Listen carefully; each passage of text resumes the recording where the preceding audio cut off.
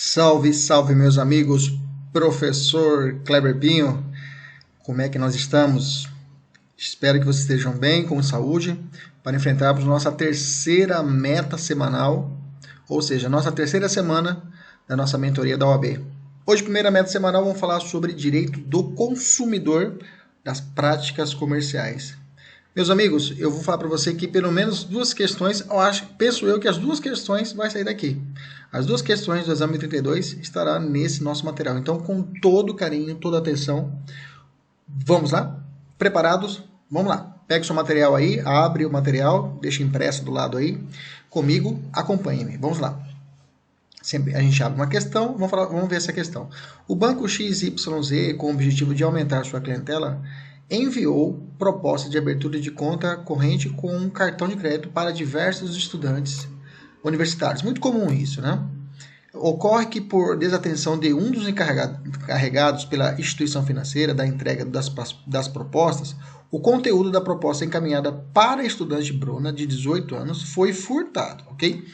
Beleza? Então, a proposta que é da Bruna foi furtado por descuido de um representante do banco. Beleza? Onde ela preenche ali aqueles dados para que possa abrir uma conta universitária, né? O cartão de crédito foi utilizado indevidamente por terceiro, sendo Bruna surpreendida com boletos e ligações de cobrança por compras que não realizou. Ou seja, ela preencheu, a proposta chegou para alguém pegou esse cartão e começou a utilizar esse cartão de forma indevida. O episódio culminou com posterior inclusão do seu nome em um cadastro negativado de restrições de crédito. Então ela foi negativada no Serasa, por exemplo. Bruna nunca solicitou o envio do cartão ou da proposta de abertura de conta e sequer celebrou contrato com o banco XYZ. Mas tem dúvidas acerca de eventual direito de indenização, beleza? Então ela tem dúvidas acerca do direito de indenização. Deixa eu subir um pouquinho aqui a nossa tela de filmagem, beleza. Vamos lá. Diante do caso concreto, assinar a alternativa que está correta. Primeira letra A. A conduta adotada pelo banco XYZ é prática abusiva à luz do CDC, mas, como Bruna não é consumidora, haja vista a ausência de vínculo contratual, deverá ser utilizada as regras do Código Civil para fins de eventual indenização. A pessoa exposta a uma prática abusiva, como na hipótese do envio de produto não solicitado, é equiparada a consumidor. Logo, Bruna pode postular de indenização com base no Código do Consumidor. Letra C. A prática bancária em questão é abusiva, segundo o Código do Consumidor, mas o furto sofrido pelo preposto do banco configura culpa exclusiva de terceiro, excludente da obrigação da instituição financeira indenizar Bruna. Letra D. O envio do produto sem solicitação do consumidor não é expressamente vedado por lei consumerista, que apenas considera o produto como uma mera amostra grátis, afastando eventual obrigação do banco XYZ de indenizar Bruna. Bom, vamos lá. Primeiro passo é entender a questão. Nós estamos falando de práticas abusivas, né? Esse envio de cartão, essa cobrança indevida, beleza? Estamos aí, a situação do envio do produto não desejado, a cobrança indevida e a responsabilização do banco quanto a isso. Então, basicamente, a questão trata isso. Então, nossa conversa hoje será a respeito dessas práticas abusivas. Então, primeiro, vamos lá, vamos nos localizar. Estamos dentro do CDC, nós vamos trabalhar o título 1 do CDC, desde o artigo 29 até o 45, ok? Então, praticamente, todos os artigos nós vamos sobrevoar nesse nosso material. Quem é considerado consumidor estricto sensu? Não é agora, isso quem fala é o artigo 2º do Código de Defesa do Consumidor. Mas eu preciso dele que eu preciso falar do consumidor equiparado, por isso que eu preciso falar do consumidor propriamente dito. É pessoa física ou jurídica que adquire ou utiliza produto ou serviço como destinatário final. Beleza? Se ele for o destinatário final desse produto, dessa cadeia de consumo, ele será considerado consumidor. Mas eu não quero falar agora do consumidor standard, né? Standard quer dizer que é o patamar, né? Standard, ou seja, aquele que a gente utiliza de nível, né? De nivelamento. Mas sim, vou falar do equiparado que nos interessa hoje, ok? Deixa eu só falar a respeito do seguinte. Quando a pessoa jurídica pode ser considerada consumidora? Tem um posicionamento do STJ, tá? Que fala o seguinte: ela vai ser considerada consumidora quando adquire produtos ou serviços que não façam parte da sua cadeia produtiva. Então, por exemplo, uma empresa de gráfica.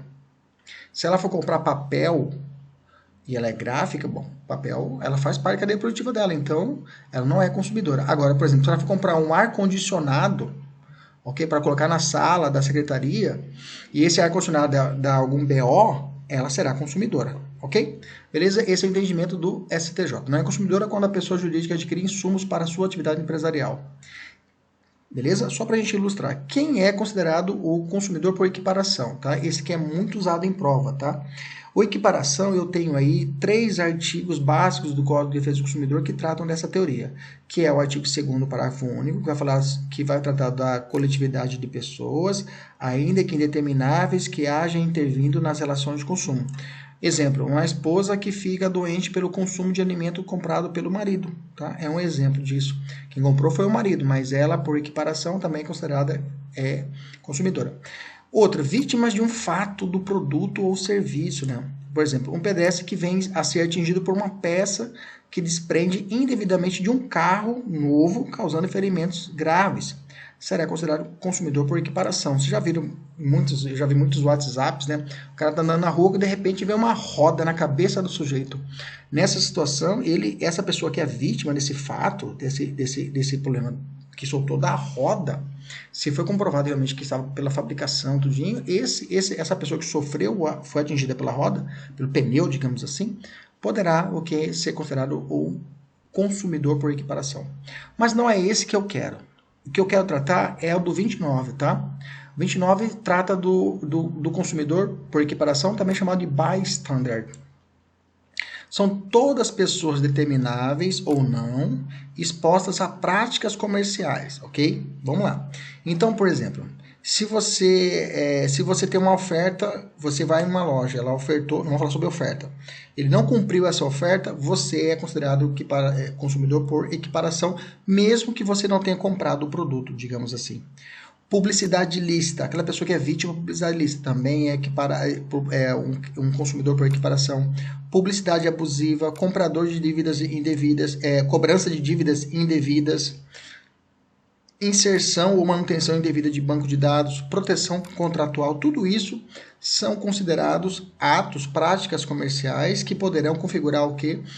A figura do consumidor por equiparação. Professor, dá um exemplo de consumidores indetermináveis. Você falou lá atrás, determináveis ou indetermináveis. Como é que eu vou saber? Não entendi. Por exemplo, uma cláusula expressa em um contrato de adesão que determine a inversão da prova em detrimento dos consumidores, o que é proibido pelo Código Civil, ok? Inversão do ônus da prova em favor da empresa, por exemplo. Ou um contrato de consórcio que tem vários consorciados e nesse contrato fala de uma cláusula abusiva, digamos assim. Okay? Nesse caso, então, toda essa coletividade indeterminável, todas aquelas pessoas que fazem parte desse consórcio ou não, poderão reclamar isso perante a justiça e serão considerados consumidores por equiparação, beleza? O caso da Bruna que nós vimos hoje, né? Que o banco, na nossa questão inicial, que o banco XYZ lá foi feito a documentação e perderam a proposta dela, e aí surgiu os cartões fizeram compra com o cartão dela, ela nem sabia que existia esse cartão. Ela é consumidora por equiparação. Ela é uma consumidora bystander, ok?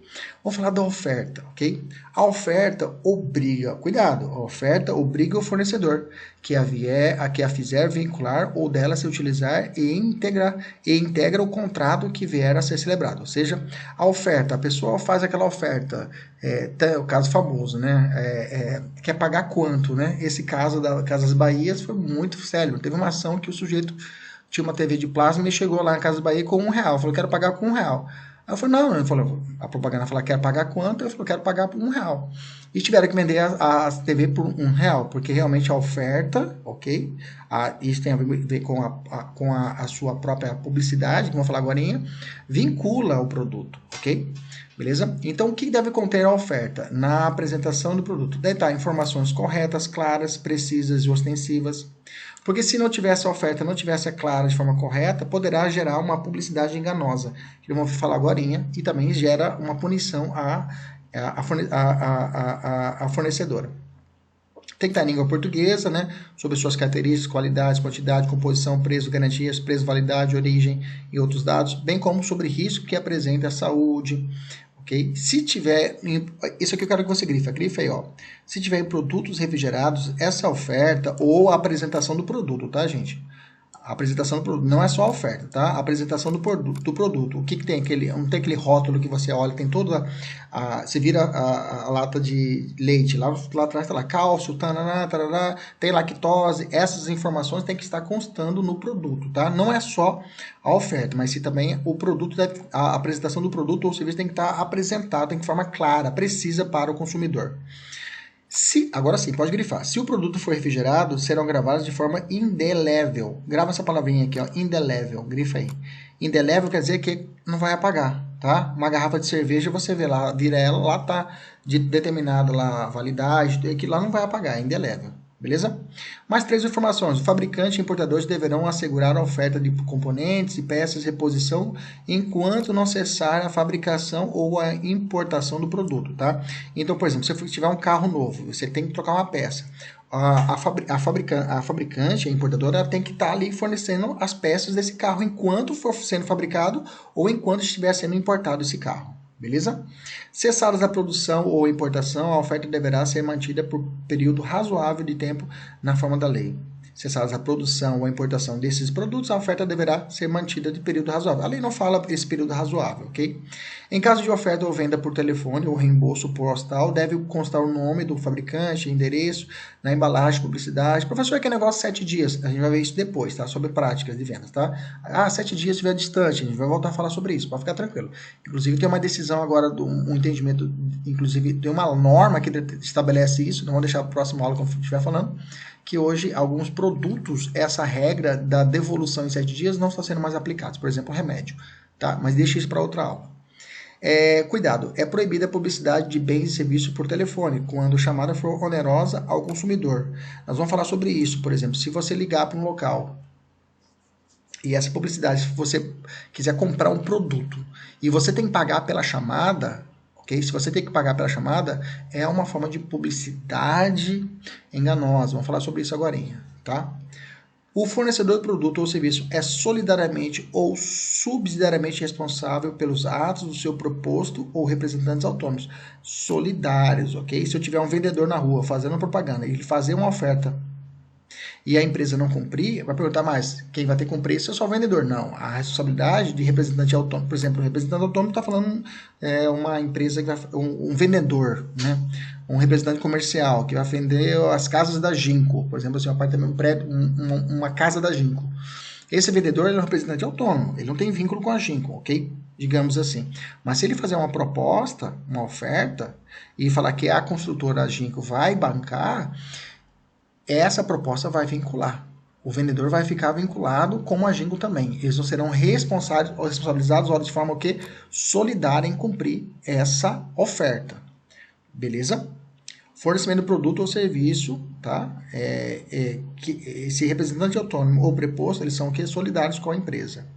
Mas se o fornecedor de produto ou serviço recusar cumprir a oferta, a apresentação ou publicidade. Bom, tem uma oferta que foi dada, ou então foi apresentado um produto que esse produto não tem o que as características que me foram apresentadas. Então, o consumidor poderá, de forma alternativa, olha lá, alternativa, ou um ou outro, exigir o cumprimento forçado da obrigação nos termos da oferta. Se me ofertou R$1, vai ter que ser R$1, ok? Exigir isso.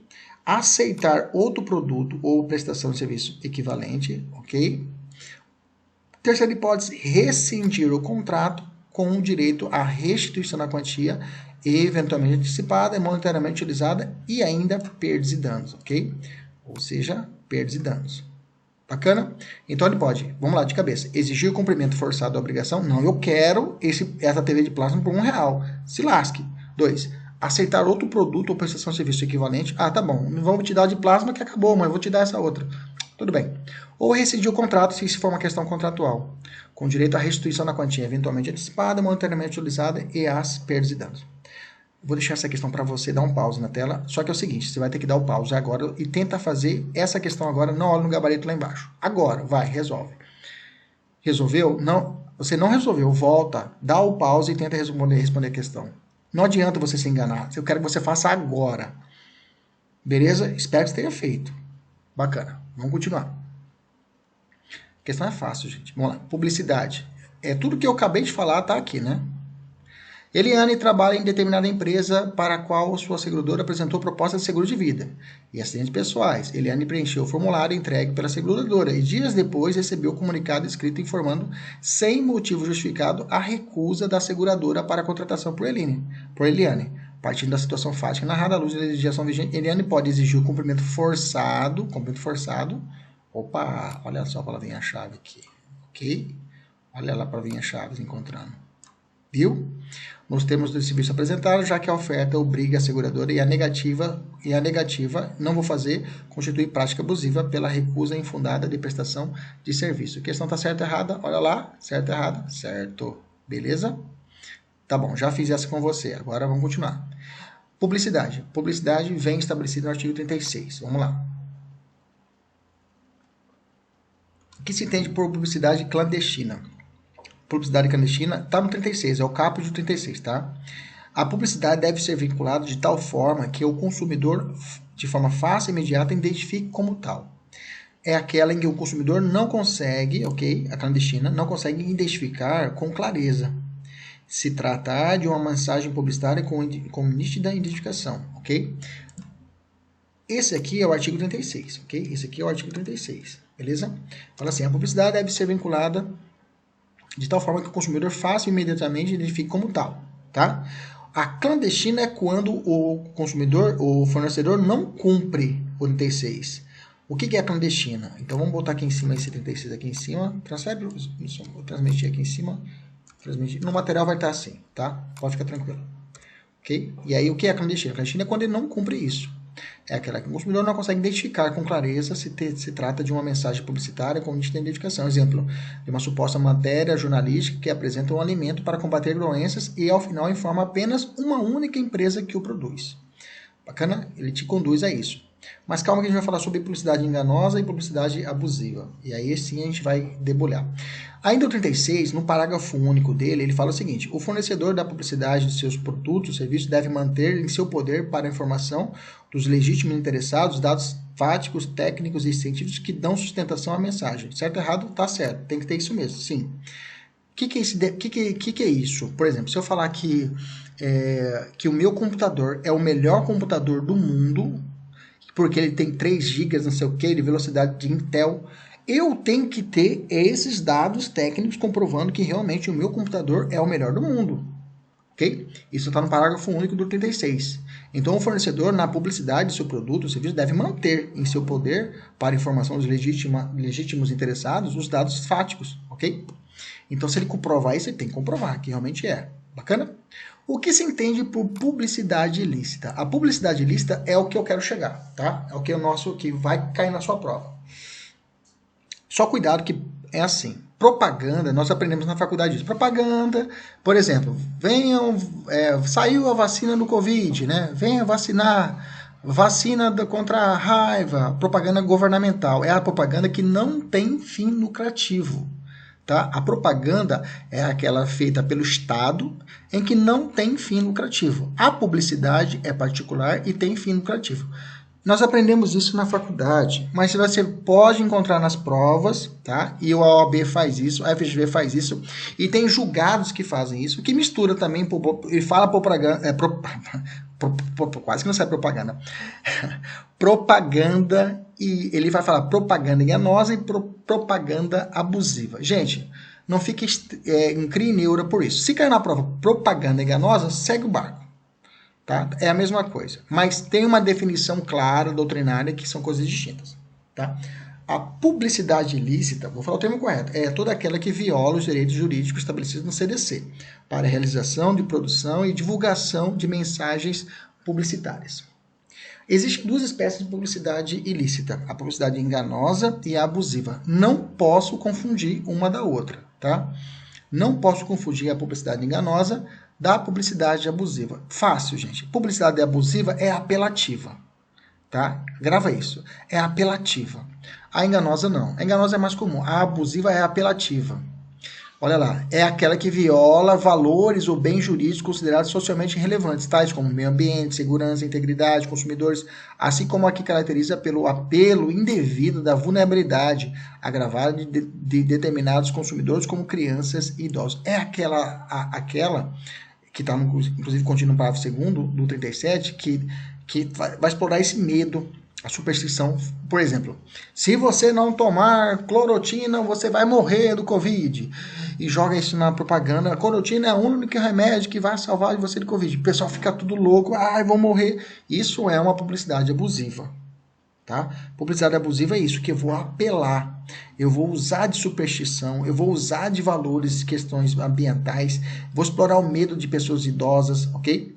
Aqui as características: discriminatória, provoca violência, explora o medo, explora a superstição, aproveita da ingenuidade das crianças, desrespeita os valores de proteção ambiental, provoca um comportamento prejudicial ou perigosa à saúde ou à segurança, ok? Tem até uma enxame de um programa infantil, de um carinha, cabelo loirinho, acho que é Lucas Lopes, Lucas não sei o que, Lucas Neto, né? E aí eu percebi, e estavam criticando muito ele, principalmente o irmão dele, que falava 24 horas, pega um cartão, e a criançada ficava louca, pega um cartão, precisa de um cartão, e você tem que ter um cartão para poder, inclusive as ligações eram cobradas. E aí realmente deu o maior BO para esse cara aí, essa empresa, né? São 2 irmãos, salvo engano. Ok? Isso é uma ideia de publicidade abusiva. A publicidade enganosa, gente, é aquela que viola o dever de veracidade, clareza estabelecido no CDC. O parágrafo 1º do CDC fala: enganosa aquela modalidade de informação ou comunicação de caráter publicitário inteira ou parcialmente falsa. Okay? Ou por qualquer outro modo, mesmo por omissão, capaz de induzir o erro ao consumidor a respeito da natureza, característica, qualidade ou quantidade, propriedade, origem, preço e quaisquer outros dados sobre produtos e serviços. Para efeitos desse código, a publicidade é enganosa por omissão quando deixa de informar sobre o dado essencial do produto ou serviço. Então, a publicidade enganosa, diferente da abusiva, pode ser por ação, né, ou por omissão, que está no parágrafo 3º, ok, do 37. Bacana? A ausência de preço é uma omissão de dado essencial? Depende. Agora eu vou falar sobre isso, tá? Se eu não deixar o preço, ele é um dado essencial? Bacana? Vamos continuar. Professor, me dá um exemplo de uma publicidade enganosa. Um site de vendas de passagem aérea já foi objeto de algumas reclamações, à medida que, pelo fato de que demonstrar um preço que não engloba as taxas, impostos e outras tarifas em seus anúncios. Apenas ao final da compra, o valor englobando estes custos adicionais e apresentando ao usuário. Inclusive tinha, esses dias eu até falei, na semana gratuita, eu falei sobre um corte de cabelo, que eu fui cortar o cabelo. E aí estava na plaquinha, na corte de cabelo, a partir de R$20. Aí eu falei, só que o a partir era tão minúsculo que você não percebia. E o R$20 estava soltando. Eu falei, opa, Covid, abre o Covid, vintão, aí esse cabelinho ruim meu aqui cortado. Cheguei lá, paguei R$70 no cabelo, ok? Só pra você ter uma ideia. Eu falei, nossa, eu vou deixar um rim aqui para poder pagar. Eles omitiram a informação, na verdade não omitiu, né? Eles criaram uma situação que me levaram a erro. Isso é publicidade enganosa, ok? É possível a publicidade seja enganosa e abusiva simultaneamente? Sim, né? Já tem a doutrina fala para vender a roupa do herói Mega Man, seu fabricante veicula anúncio na TV em que um ator sai voando pela janela e salva uma criança, tá? E o seu cachorro e o imóvel pegando fogo. Essa publicidade, quanto vista por uma criança, é simultaneamente abusiva e enganosa. Abusiva por eventualmente induzir o comportamento perigoso, né? De a criança colocar a capinha e sair voando pela janela. Ok? Enganosa pelo conteúdo não ser verdadeiro, né? A pessoa voando, salvando o cachorro, tá? É possível a publicidade comparativa? Sim, tá? Uma empresa comparar o seu produto com a outra? Pode, tá? Desde que não seja enganosa ou abusiva, ou seja, apelativa, ou que omita, ou por ação algum dado importante, essencial, que denigre a imagem ou gere confusão entre os produtos ou serviços comparados, acarretando a degenerescência ou desvio da clientela, tá? Que configure hipótese de concorrência desleal, que peque pela subjetividade ou falsidade das informações e que cause a confusão. Esse é um exemplo, por exemplo, aquelas farmácias, não sei se farmácias populares. Quais que são as farmácias populares? Aí minha mãe sabe de cabeça. A que tem parede vermelha, não é assim? Só que a questão é que agora há onde você vai, tudo é popular. E eles utilizam o quê? A cor vermelha, né? Mas você sabe, existe um brasão lá, uma bandeira nacional que para diferenciar aquela que realmente recebe o selo de farmácia popular, digamos assim. Mas muitas farmácias usaram essa onda e usam essa pintura. Então, essa publicidade comparativa, se houver identificar que houve uma concorrência desleal, que peque pela subjetividade, falsidade das informações, que cause confusão, eu terei aqui uma proibição dessa publicidade comparativa. Ok? É possível a publicidade que promova a entrega em 30 minutos pelo entregador ou seu dinheiro de volta, ou seja, provoque um excesso de velocidade? Já viu isso? Já viu isso? Se você não existe mais, parou, né? Desde 2011 isso parou. Por quê? Esse tipo de marketing, né, ele vai provocar o quê? Ele, na mente do cliente, ele fala, pô, 30 minutos o cara vai estar aqui. Mas isso vai provocar, para o cliente é ótimo, 30 minutos aqui, ou o meu dia de volta, tá ótimo. Mas isso vai provocar, vai recair sobre quem? O motoboy, parceiro. O motoboy vai ter que virar um ninja para poder conseguir chegar em 30 minutos na casa do sujeito, porque senão vai sair do bolso dele. Então, criou-se em 2011 uma vedação em que as empresas e pessoas físicas, empregadores ou tomadores de serviços prestados por motocicletas estabeleça práticas que estimulem o aumento da velocidade, tais como a promessa de dispensa de pagamento do consumidor no caso de fornecimento de produto ou prestação de serviço fora do prazo ofertado para sua entrega ou realização. Existe essa lei, a lei 12.000, eu copiei e colei aqui o artigo para você. Não precisa ficar preocupado, tá? Cai isso daqui. Beleza? Então é proibido estabelecer essas regras. Ó, tem uma provinha da OAB que 2016 eu quero que você faça essa questão agora sozinho, tá bom? Tenta resolver aí. É necessário comprovar o dolo, já sabe, você dá o pause e faça a questão. É necessário comprovar o dolo ou a culpa durante a publicidade, nas questões de publicidade enganosa, abusiva? Não, tá? A responsabilidade é objetiva, então não precisa comprovar o dolo e nem a culpa, ok? Como as vítimas podem buscar a defesa dos seus direitos? A defesa dos direitos e direitos dos consumidores e vítimas poderá ser exercida de forma individual ou a título coletivo, tá? Então pode ser de forma individual ou coletivamente. Existe solidariedade na responsabilidade da publicidade enganosa? Sim, viu, gente? Para o STJ, sim. Entende que todos aqueles que beneficiaram da publicidade enganosa serão solidariamente responsabilizados. O anunciante, a agência publicitária, o veículo de comercialização, conforme a jurisprudência em tese do artigo 18 do STJ. Beleza? Então, a responsabilidade é solidária em toda a cadeia que se aproveitou dessa publicidade enganosa. Caso a empresa inculte, ou seja, esconde uma cláusula contratual, estabeleça, né, que retira qualquer punição a ela própria.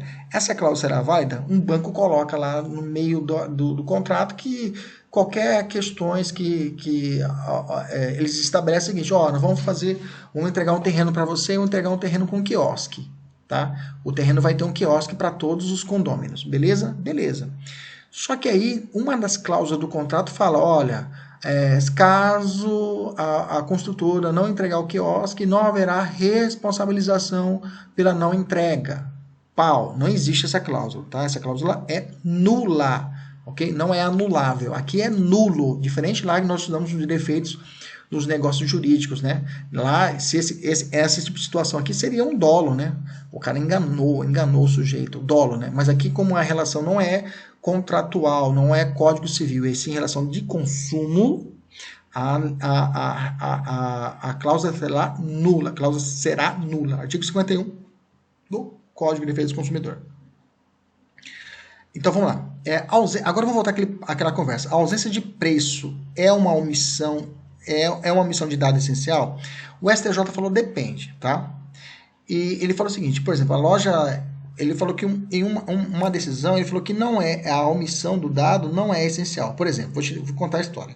A CIA vinculou em panfletos a seguinte propaganda: a moda é comprar celular na CIA e pagar em até 9 parcelas fixas. Na publicidade constava a imagem de diversos aparelhos celulares que eram vendidos pela loja, mas sem a indicação de preço. Então você não sabia, ok? O Ministério Público entrou com uma ação civil pública contra a CIA, falando que essa era uma forma de omissão, tá? Omissão dos preços configurava uma publicidade enganosa. Tá? Isso porque essa omissão induz o consumidor a erro, atraindo para a loja sem que elas saibam o real valor dos bens. Aí o STJ falou o seguinte, olha, nem sempre o preço em uma peça publicitária é uma informação essencial que deve conter no produto ou serviço.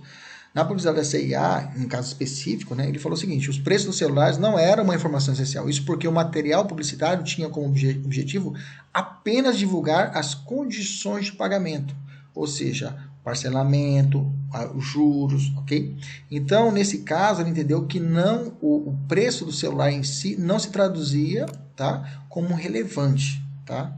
É necessário que sejam claras que as regras de condições de juro e pagamento, que isso estavam claro na mídia, na propaganda, mas não o preço em si. Então, para o STJ, isso não é configurada omissão. Mas o mesmo STJ falou o seguinte, olha, a ausência de preço, tá, pode ser considerado um dado essencial, a omissão de dado essencial gerando uma publicidade enganosa. Já vou filtrar. Uma pessoa estava assistindo televisão, tá? E aí ele viu que apareceu uma TV fechada que ficava 24 horas por dia apenas anunciando as mercadorias. Nos comerciais e propagandas dessa empresa eram mostrados os benefícios dos produtos, como funcionam as coisas que podem ser feitas com o produto. No entanto, o mais importante, eles não informavam o preço. Se o telespectador quisesse saber o quanto custava aquele produto, ele precisava ligar para um número telefônico pagando a tarifa de ligação. Opa, esta J falou assim, não, parceiro, não dá. Se for, é considerada publicidade enganosa. Por quê? Ela omite o preço e a forma de pagamento do produto, condicionando a obtenção de informações à realização de ligação telefônica tarifada. O cara pagava para poder saber como era. Aquela questão lá do Lucas Neto, lá que eu disse, também tinha separado. Eles falavam a pessoa ligar, e as ligações para eles eram convertidas. E nesse caso, então se falar o seguinte na questão, e foi cobrado em prova, tá? Vou botar para você a prova aqui para você fazer já. Falou de publicidade televisiva, falou que cobrou taxa de ligação, diga isso é publicidade enganosa. Bacana? Aí, ó, a busca de solução contra situações publicitárias enganosas, publicidade enganosa, podem ser propostas somente de forma individual, errado, né? Individual ou coletiva, isso que eu já falei lá atrás, né? Resolve essa questãozinha aqui para você, tá? Para você sair dessa questão aqui, beleza? Tranquilo? Vamos lá. Fechando agora, vamos falar sobre práticas abusivas. Vamos lá. Tem algumas diretrizes em que o fornecedor de produto ou serviço ele não pode cometer, tá?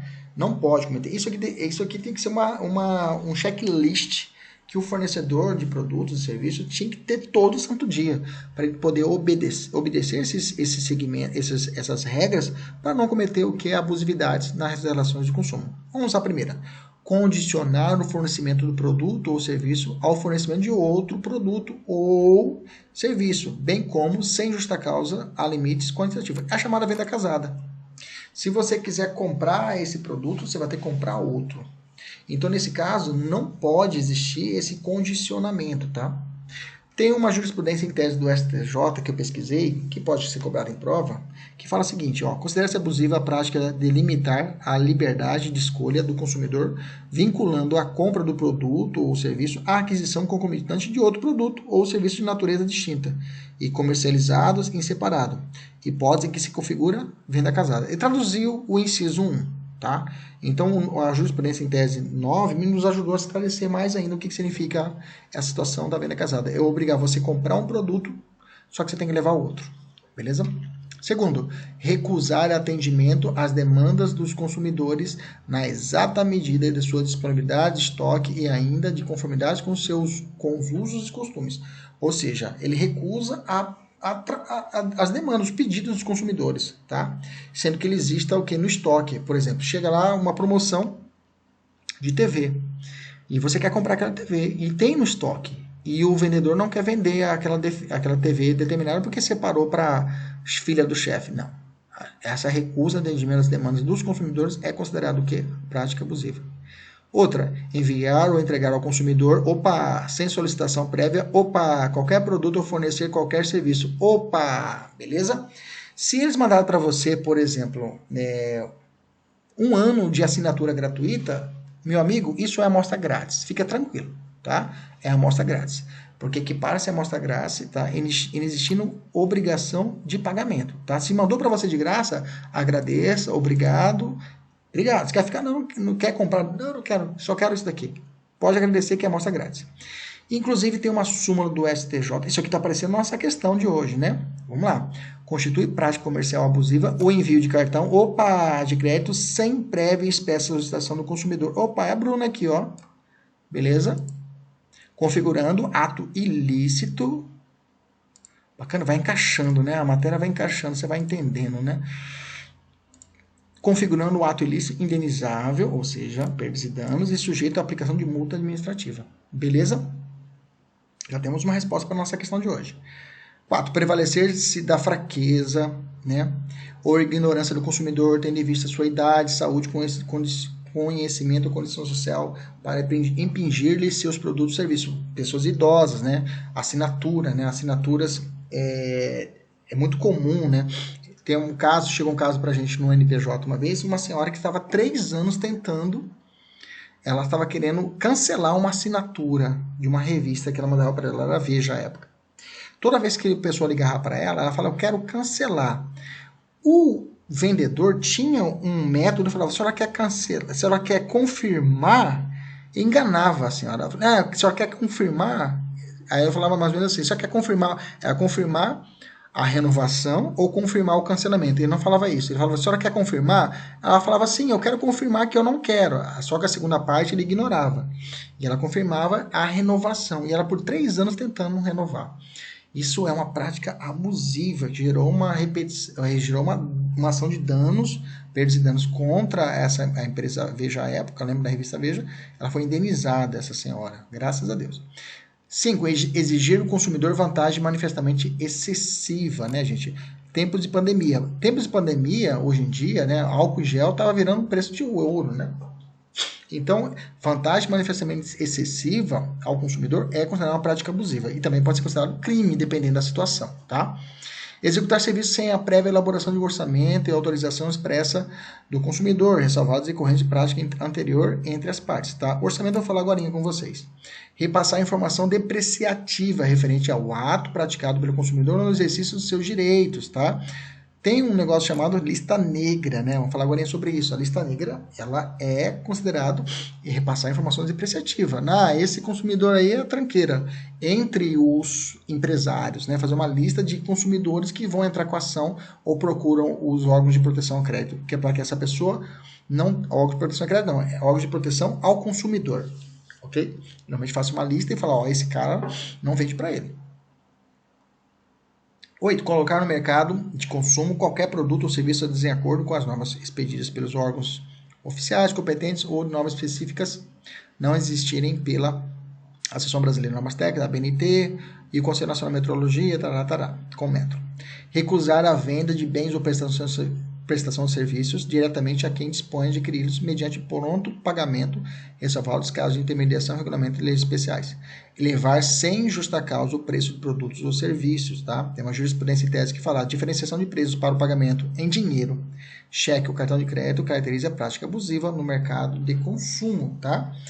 Diferenciar o valor do pagamento do dinheiro no cheque e cartão. Eu sei que no cartão tem embutido juros, dependendo da parcela, mas o valor muito diferenciado. Não, quanto que é no dinheiro? R$1.000. Quanto que é no cartão? 5.000. Entendeu? Mais ou menos assim. Isso quer dizer a norma. A 13 foi revogada, 12, né? 11 foi revogada, 12, deixar de estipular prazo para o cumprimento de obrigação ou deixar de fixação seu termo inicial, uso exclusivo do empresário, né? Ele colocar a data necessária, ele coloca a data de entrega, ele coloca a data de fixação, ele estabelece tudo no contrato. Aplicar fórmula ou índice de reajuste diverso do legal contratualmente permitido. Permitir o ingresso em estabelecimentos comerciais ou de serviços de um número maior de consumidores do que o fixado pela autoridade administrativa como máximo, tá? Isso, digamos, aqui a situação da boate Kiss, né? É uma hipótese disso, colocar mais pessoas do que a capacidade do local. Possibilidade de anulação de cláusula de contrato de concessão de serviços públicos que autoriza a incidência de reajuste de tarifa telefônica em percentual superior ao índice inflacionário estipulado. Bacana? Bom lá, veja um exemplo como já caiu em prova a prática comercial de enviar ou entregar ao consumidor sem solicitação prévia, tá? Qualquer produto ou fornecer qualquer serviço, tá? Eu quero que você responda, tá? Essa questão, se está certa ou está errada. Esse grifinho aqui já vai entregar a questão. Deixa eu tirar esse grifo aqui. Ok, agora eu vou tirar esse aqui, pronto. Aí não tem mais... O grifinho aí já entregava a questão. Responde para mim, vamos para a próxima. A respeito do orçamento prévio, tá? É prática abusiva executar serviço sem a prévia elaboração de orçamento. Nós já lemos lá em cima, tá? E autorização expressa, tá, gente? Já cobrou em prova, o cara é que pode ser expressa ou tácita. Não. A autorização para se faça um serviço na minha casa tem que ser expressa. Expressa é que não há dúvida. Tácita, não é que tácita pode ser... A tácita pode ser até por escrito, mas ela deixou dúvida se é ou não é para começar a obra, digamos assim. É ou não é para fazer a venda do negócio. Tem que ser expresso, tem que ser claro.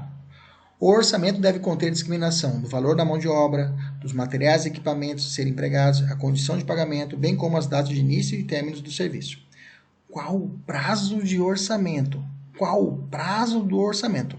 Salvo estipulação em contrário, que pode ser maior, terá o prazo de 10 dias. 10 dias, 10 dias, 10 dias, 10 dias. A partir de quando? A partir contado do recebimento pelo consumidor, ok? Então, recebeu o consumidor o orçamento, terá o prazo de quantos dias? 10 dias. Pode ter 15? Pode ser 15? Pode. As partes podem estabelecer um prazo maior, mas a regra, quantos dias? 10 dias.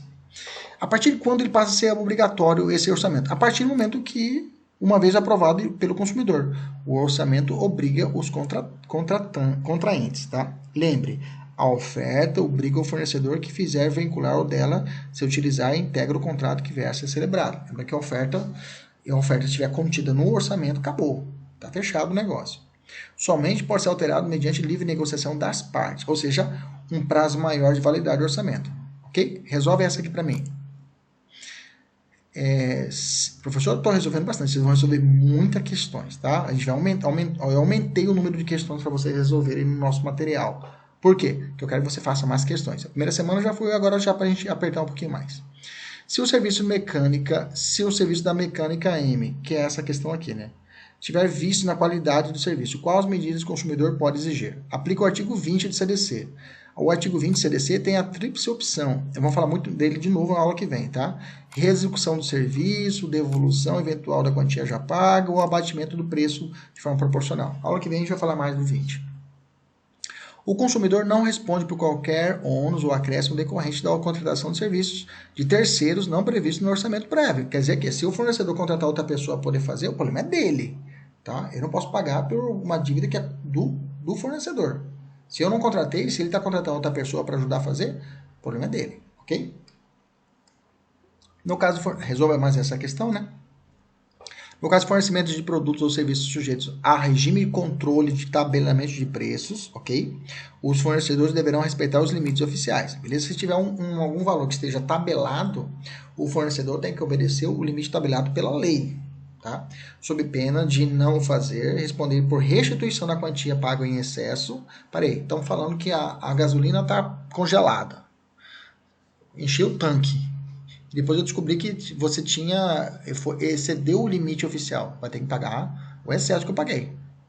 Atualizado. Podendo o consumidor ainda exigir o desfazimento do negócio sem prejuízo de sanções cabíveis. Cobrança de dívida. Isso cai bastante em prova. Tá, gente? Vamos lá. Quais as regras para a cobrança de débito do consumidor inadimplente? Você é uma empresária, né? Você tem uma lojinha aí, uma lojinha de bijuteria. Uma H-Ster, né? H-Sten. É bijuteria, né? Aí você tá com o povo devendo para você. Você vai cobrar? Cobra. Cobra como? Entra com ação judicial. Contrata uma empresa boa de ação de cobrança de recuperação de créditos, tá? Cobra. Só que toma cuidado, né? A cobrança não posso expor a ridículo o consumidor. Não posso contratar uma banda, né, de lambadão, escrito cantando na canção: mal pagador, pega, paga, porrada nas suas costas, não sei, cantando do labadão, hein? Mal pagador, e chega com um carro de som. Imagina, chegar na rua do sujeito, um labadão no 12, os caras tudo com a jaqueta vermelha, acho que é do cobrador, cobrando o cara e dançando labadão na frente, falando que ele é mal pagador. Já pensou a festa que ia ser? Não pode, né? Não posso ter uma banda para isso, tá? Expor a pessoa ridícula. Tá? Não posso colocar uma lista de publicar no Facebook que o cara tá devendo. Você tá devendo, vagabundo, tem que pagar. Dá vontade às vezes, mas não pode, né, gente? Não pode, expor ridículo. Nem será submetido a qualquer tipo de constrangimento ou ameaça, ok? Ameaça é crime, não pode. Aí ameaçar a pessoa já pode cair uma extorsão, aí é problema. Se o consumidor for cobrado em quantia indevida, pronto.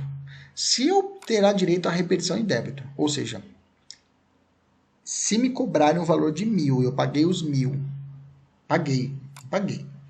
Tem gente que é cobrado indevidamente, aí não paga, quer entrar com a repetição. Só a repetição só se você pagar, tá? Só se você pagar. Por valor igual ao dobro que pagou em excesso. Você tem que pagar para você ter em dobro. Ah, estou me cobrando errado, já quero receber em dobro. Não vai receber, você não pagou. Ok? Acrescidos de correção monetária e juros legais. Ok? Ah, professor, eu vi uma jurisprudência, beleza, mas para a OAB é isso aqui, tá? Salvo hipótese de engano justificável. Cuidado, tá? Cuidado que você salva hipótese aqui. Quer dizer que se a empresa realmente ela comprovar, pode cair isso na prova, que a empresa houve um equívoco e ela justificou, juntou, notificou, ok? Pediu desculpas, e assim mesmo o consumidor provocou a ação, aí eu tenho uma excludente da empresa, tá? Toma cuidado com essa aqui. Se a empresa realmente aprova colocar esse termo engano justificável, fechou. A empresa bateu o martelo, ela resolveu que ou ela corrigiu o erro. Ok? Beleza? Se o consumidor for cobrado em quantia indevida, terá direito à repetição indevida. Isso que eu já falei.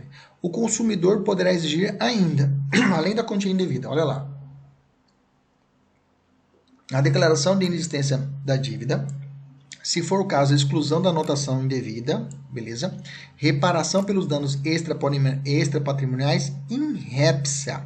O que é in répcia? In répcia é automático, ou seja, em répcia não precisa comprovar, ou seja, de forma objetiva, sem abrir para outra parte se manifestar, tá? Ela, aliás, o dano extrapatrimonial que por si só já comprova-se o dano, tá? Ela é objetivo. O artigo 14 fala isso, o fornecedor ou serviço responde independentemente da existência de culpa, ou seja, in répcia, né? Pela reparação de danos causados ao consumidor por defeito relativos à prestação de serviço, bem como por informações suficientes ou inadequadas sobre a fruição e riscos. Nesse caso, deve ser aplicada a teoria do risco da atividade, devendo o fornecedor suportar o risco do contrato. O que é a teoria do risco da atividade? Parceiro, se você quer ser empresário, segura o rojão, tá? Risco da atividade é isso, tá? Se você não se cuidou, cobrou indevidamente ou o seu preposto cobrou de forma indevida, você vai ter que segurar o rojão. Você vai, além de ter que submeter à devolução do valor em dobro, juros, ok? Você pode ser processado ainda, pode ser judicializado, declaração de existência de dívida, aí, a exclusão do nome indevido, se for o caso, dano esse patrimonial de forma in répcia, ou seja, sem existência de culpa, você vai ter que pagar a reparação de danos causados ao consumidor. Bacana? Responde essa para mim aqui, que caiu em 2017, e vamos embora. Quais os dados que devem se constar nos documentos de cobrança de débitos apresentados ao consumidor? Nome, endereço, número do CPF, CNPJ, ok? Dados básicos. Nos bancos de dados e cadastro do consumidor, já vou adiantar para vocês. Olha lá, vamos aqui, ó. Quais são os direitos do consumidor quanto ao cadastro, ficha, registro e dados pessoais e de consumo? Ele tem acesso, eu e você tem acesso à informação existente, lá no Serasa, mais comum. Dados devem ser objetivos, claros, verdadeiros e linguagem fácil de compreensão. Não podem conter informações negativas referentes a período superior a 5 anos. Ou seja, informações negativas em bancos, ou seja, a negativação só pode durar, ok? 5 anos. Passou 5 anos de anotação, a dívida não some, viu, gente? Ah, a pessoa prescreveu a dívida. Aí, dívida, se for um título de crédito, você vai ter que estudar a parte do título de crédito. Quando é que prescreve o título de crédito? Cheque, ok? A nota promissória, o que for, ele vai. É outra conversa.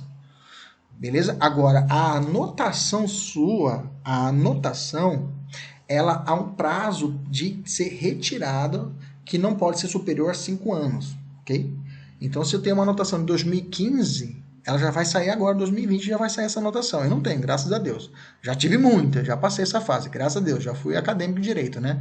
Já fiquei devendo muita gente aí, mas Se não fosse minha esposa, ela não estaria até hoje, mas ela que botou minhas contas em dia. Né? Então, nesse caso, se passou de 5 anos, essa minha negativação, meu nome tem que ser retirado. O pessoal fala isso. Você pergunta para alguém, pro devedor sabe de cor. Não, 5 anos prescreve esse trem. Não prescreve a dívida continua, tá? Que mais? A correção deverá ser realizada no prazo de 5 dias, uso de comunicação, alteração eventuais destinatárias e informações incorretas. Ou seja, se for dado incorreto, ok? 5 dias úteis. Ó, negativou errado, 5 dias para corrigir. Manutenção das informações negativas, prazo de superior a 5 anos tem que retirar, tá? Passou 5 anos, tem que retirar. Tá? Passou 5 anos, tem que retirar. Veja a súmula 548 do STJ. Incube ao credor, ou seja, a fornecedora, a empresa, que colocou o nome do sujeito, a exclusão do registro da dívida. Então, não é o consumidor, e sim a empresa. Tá? Em nome do devedor do cadastro de inadimplência, o prazo de 5 dias úteis a partir da integral efetivamente do pagamento do crédito, ou seja, correção e retirada, né? Vamos botar aqui, retirada, anota no seu caderno também, retirada tem que ser o prazo de 5 dias úteis. Quem faz isso? É a empresa fornecedora ou quem negativou. Ok? Essa questão aqui trata disso, responde para mim, por favor. Tá? Qual a pena para quem impede ou dificulta o acesso do consumidor às informações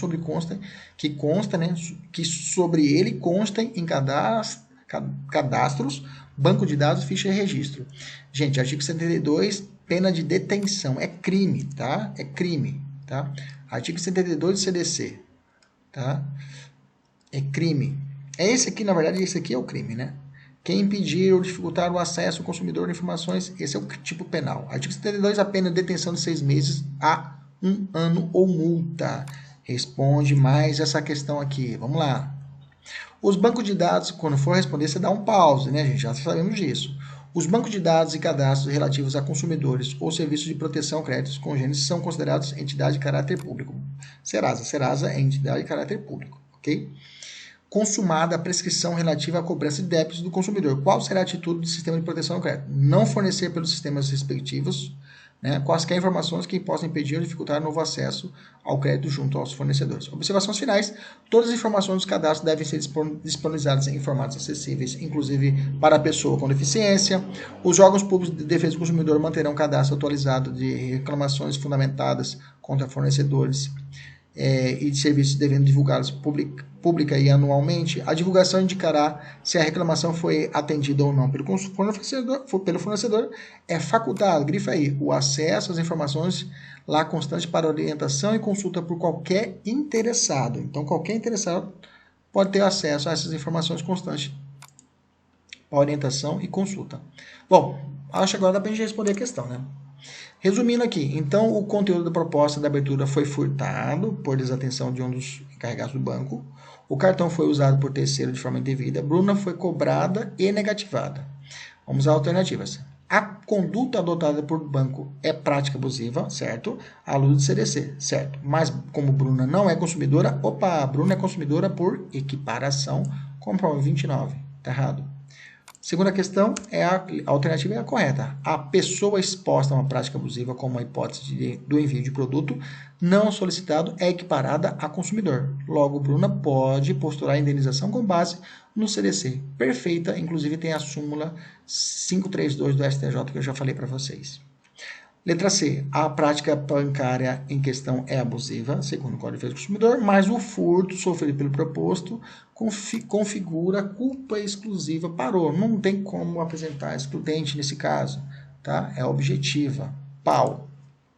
O envio de produto sem solicitação não é expressamente vedado pela lei. Consumirista que apenas... Não, é vedado, é prática abusiva, já era. Beleza? Agora é com você 10 questões básicas para você responder e ter sucesso. Um abraço, até mais. Tchau, tchau.